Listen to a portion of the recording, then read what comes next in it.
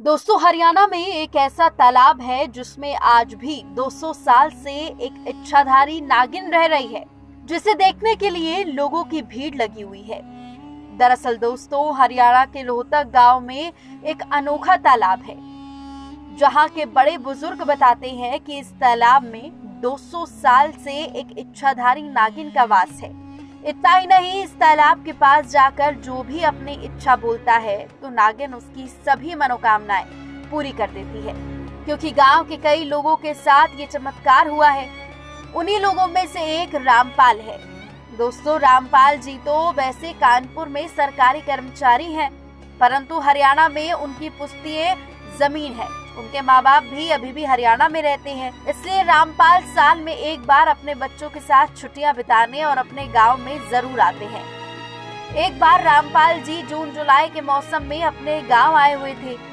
उनकी एक बेटी और एक 10 साल का बेटा है। उन दिनों उस गांव में 2 से 3 कुछ ऐसे अपहरणकर्ता आए हुए थे जो अमीर दिखने वाले बच्चों का अपहरण कर लेते थे। एक रात जब रामपाल का बेटा पार्क में खेलता है तो खेलता खेलता अपने घर वालों से थोड़ा दूर हुआ। उन अपहरणकर्ताओं को एक अच्छा मौका मिल गया। उन्होंने रामपाल के बेटे का अपहरण कर लिया। अपने बेटे को आसपास ना देख रामपाल और उसके घर वाले चिंतित हो गए। जब काफी देर बाद ढूंढने पर भी रामपाल को कोई सुराग नहीं मिला तो उसकी पत्नी का रो रो कर बुरा हाल हो गया। रामपाल के भी जैसे मानो पैरों तले जमीन खिसक गई हो। अपने बच्चों को ढूंढते ढूंढते रामपाल जी उसी तालाब के पास जा पहुंचे जिस तालाब में इच्छाधारी नागिन रहती है। रामपाल जी ने उस तालाब के बारे में सुना तो था। उस तालाब की ओर देखते हुए बोले, मैंने सुना है यहाँ नागिन तेरा वास है और जो भी तेरे पास आता है तू उसकी जरूर सुनती है। अगर तू सच में सुनती है तो तू मेरे बेटे को वापस दिला दे। मैं एक अभागा पिता तुझसे अपने बेटे की भीख मांगता हूँ। तू आज मुझे मेरे बेटे से मिलवा दे। इतना कहकर रामपाल जी जोर जोर से रोने लगे। तभी दोस्तों, उस तालाब से एक स्त्री की आवाज आती है, रामपाल तू घर जा, तेरा बेटा सही सलामत घर आता ही होगा। उसके बाद वो आवाज एकदम से गायब हो जाती है।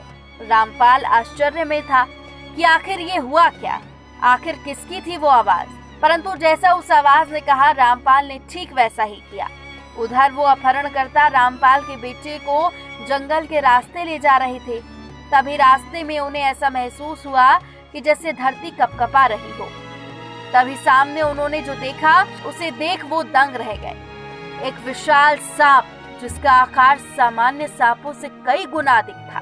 वो सांप भयंकर आवाजें निकाल रहा था, जिसे देख वो सभी अपहरणकर्ता बहुत डर गए। बच्चे को वहीं छोड़ दूसरी तरफ भागने लगे, परंतु दूसरी तरफ भी उस विशाल सांप की पूंछ थी। अब तो बचने की कोई भी जगह भी नहीं थी। तो वो अपहरणकर्ता इतने डर गए और रोने लगे। अपनी गलती की माफी उस सांप से मांगने लगे और उस सांप को वचन दिया कि हम फिर कभी ऐसा काम नहीं करेंगे। हम मेहनत मजदूरी करके 2 रोटी खा लेंगे, लेकिन अब ऐसा काम नहीं करेंगे।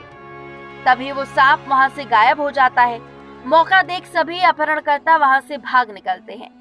रामपाल का बेटा भी उस विशालकाय सांप को देखकर डर गया था, पर उसने देखा कि जहां वो विशाल सांप था वहां वो सांप नहीं बल्कि उसी जगह एक सुंदर स्त्री खड़ी थी, जिसने प्यार से रामपाल के बेटे को अपनी गोद में उठाया और रामपाल के घर पर बच्चे को छोड़कर गायब हो गई। जब रामपाल और उसकी पत्नी ने अपने बच्चे को घर के दरवाजे पर पाया तो उनकी खुशी का कोई ठिकाना नहीं था। जब रामपाल ने बेटे के मुंह से जंगल में घटी घटना सुनी तो वो समझ गया कि वो स्त्री नहीं बल्कि इच्छाधारी नागिन थी, जिससे मैंने अपने बेटे के लिए गुहार लगाई थी। रामपाल अपने परिवार के साथ उस तालाब के पास गया और उस तालाब में रहने वाली नागिन को धन्यवाद किया।